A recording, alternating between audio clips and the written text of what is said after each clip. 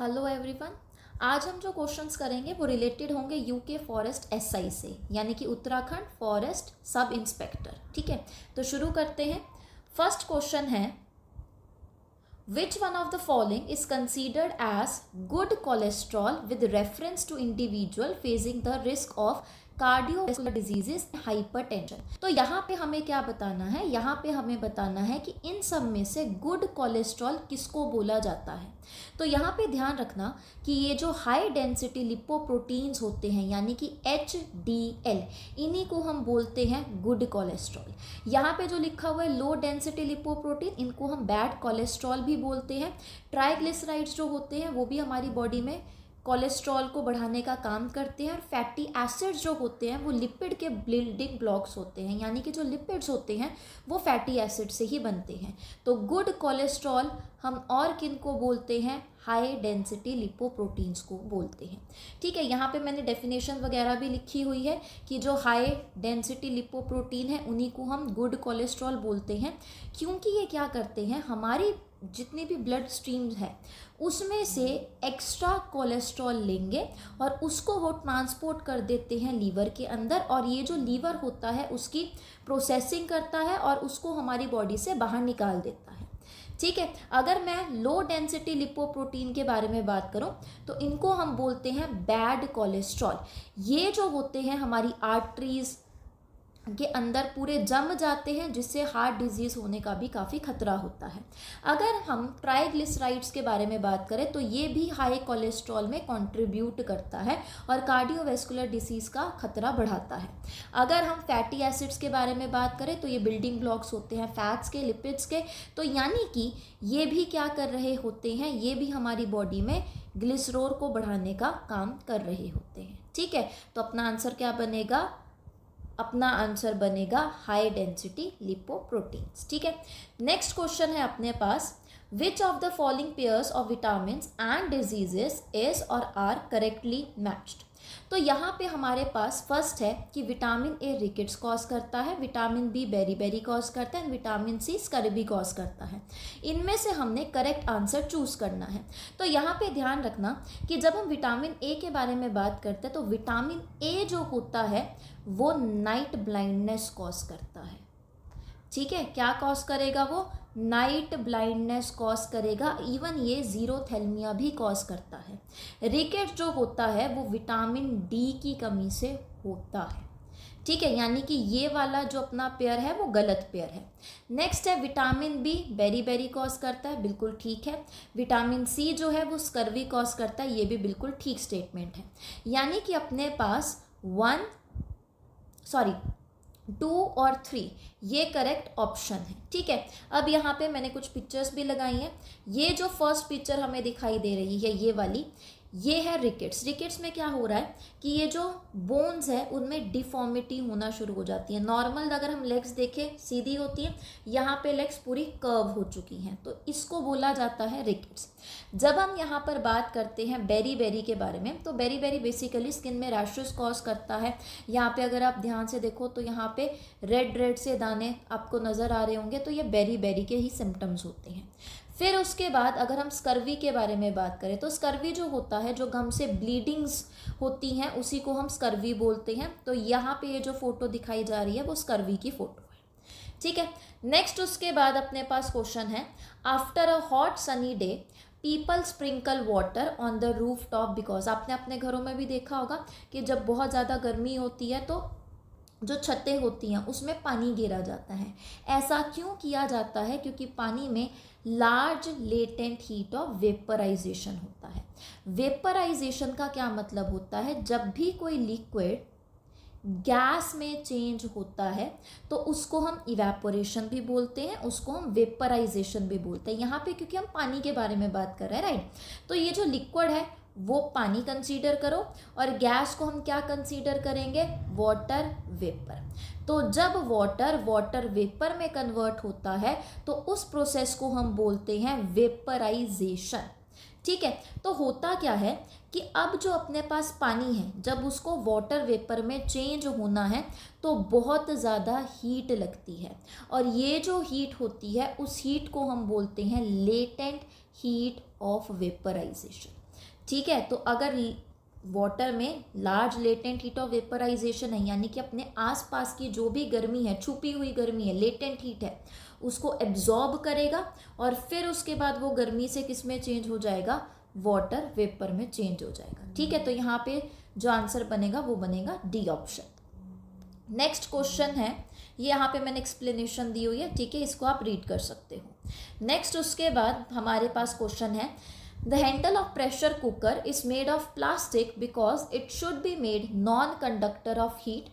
The plastic used there is a first man-made plastic which is.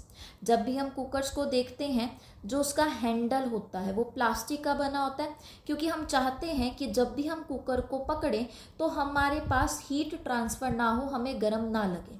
तो वहाँ पे हम क्या यूज़ करते हैं, प्लास्टिक यूज़ करते हैं। और ये जो प्लास्टिक है वो कैसा होता है, नॉन कंडक्टर ऑफ हीट है, यानी कि हीट को पास होने नहीं देगा। तो वो जो प्लास्टिक हम यूज़ करते हैं वो फर्स्ट मैन मेड प्लास्टिक है। और यहाँ से ही याद रखना कि जो फर्स्ट मैन मेड प्लास्टिक है वो है बेकलाइट। ठीक है, इवन जो तुम अपने स्विच बोर्ड्स देखते हो घरों के अंदर, वो भी किसके बने होते हैं, बेकलाइट के ही बने हुए होते हैं। तो फर्स्ट मैन मेड प्लास्टिक कौन सा है, बेकलाइट है। नेक्स्ट क्वेश्चन करते हैं, methyl isocyanate gas which was involved in the disaster of Bhopal in December 1984 was used in the Union Carbide factory for the production of। अब Bhopal gas tragedy के बारे में आपने सुना ही होगा, वहाँ पे मिथाइल आइसोसाइनाइड गैस रिलीज़ हुई थी। तो ये जो मिथाइल आइसोसाइनाइड गैस रिलीज़ हुई थी, तो वो गैस जो थी वो किसके लिए यूज़ की जाती थी, तो वो पेस्टिसाइड बनाने के लिए यूज़ की जाती थी। ठीक है, तो यहाँ पे आंसर बनेगा पेस्टिसाइड्स। नेक्स्ट क्वेश्चन है, the germ plasm is required for the propagation of plants and animals. Germ plasm is a first genetic resource, second is seed or tissue for breeding, third is egg and sperm repository, fourth है a germ cell determining zone. Select the correct answer using the codes given below.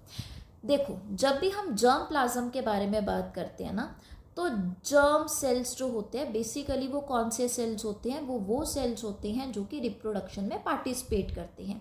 यानी कि जब हम egg cells या फिर sperm cells के बारे में बात करते हैं, उनको हम जर्म सेल्स के बारे में बात कर रहे हैं। तो यानी कि जो जर्म प्लाज्म हमें रिक्वायर्ड होता है प्लांट्स और एनिमल्स की प्रोपोगेशन के लिए, तो वो जर्म प्लाज्म क्या है, एक जेनेटिक रिसोर्स है।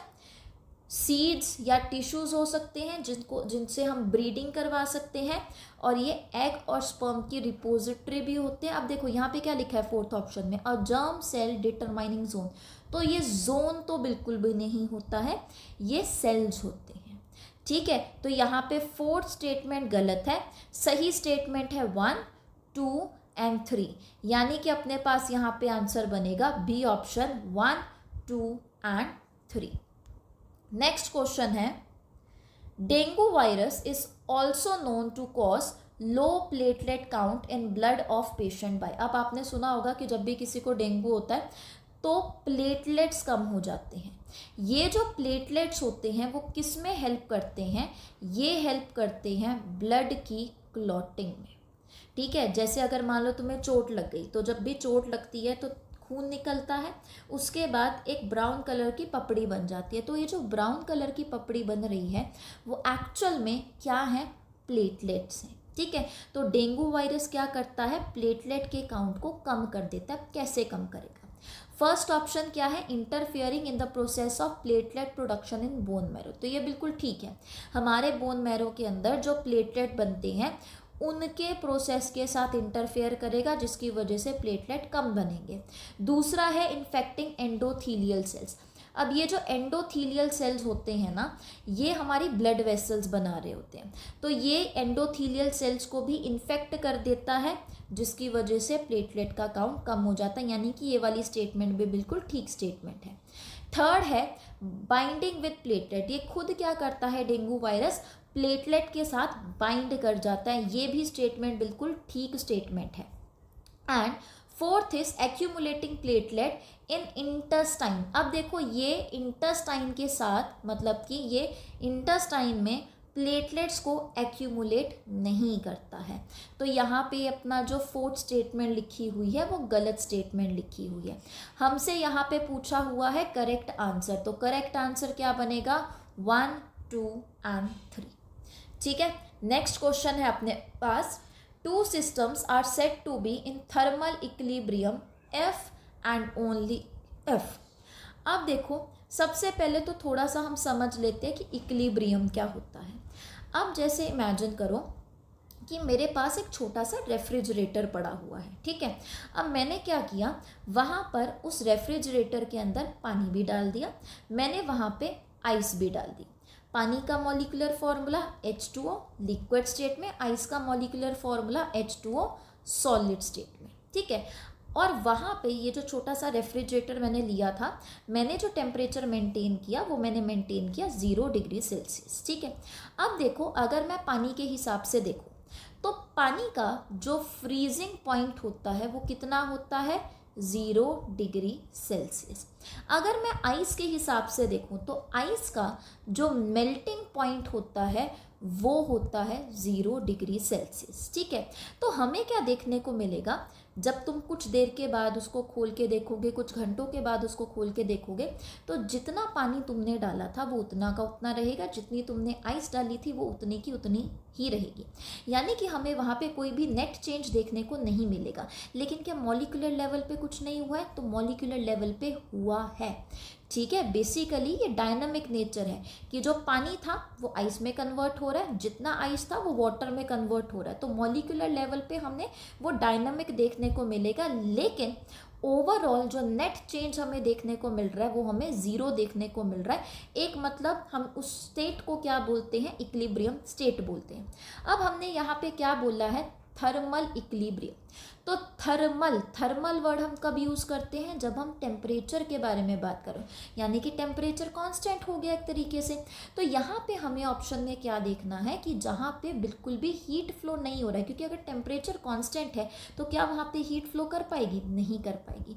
तो यहाँ पे कौन सा ऑप्शन ठीक होगा, there is no heat flow between them. अगर टेम्परेचर स्लाइटली डिफरेंट होगा तो हीट फ्लो कर जाएगा, राइट। तो ये गलत ऑप्शन हो गया।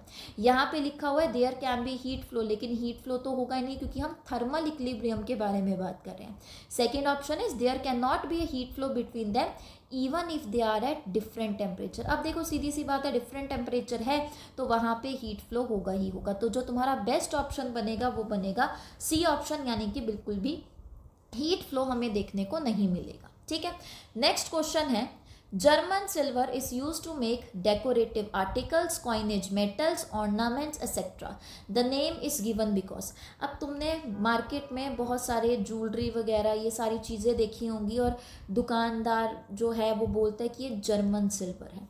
तो बेसिकली ये जो जर्मन सिल्वर होता है ये सिल्वर नहीं होता है। इसकी अपीयरेंस बिल्कुल सिल्वर की तरह होती है, ये एलॉय है, इसकी अपीयरेंस बिल्कुल सिल्वर की तरह है, राइट। बट ये सिल्वर नहीं होता है, इसमें सिल्वर प्रेजेंट नहीं होता है। तो यहाँ पे क्या लिखा है, it is an alloy of copper and contain silver. तो सिल्वर तो भाई है नहीं इसमें।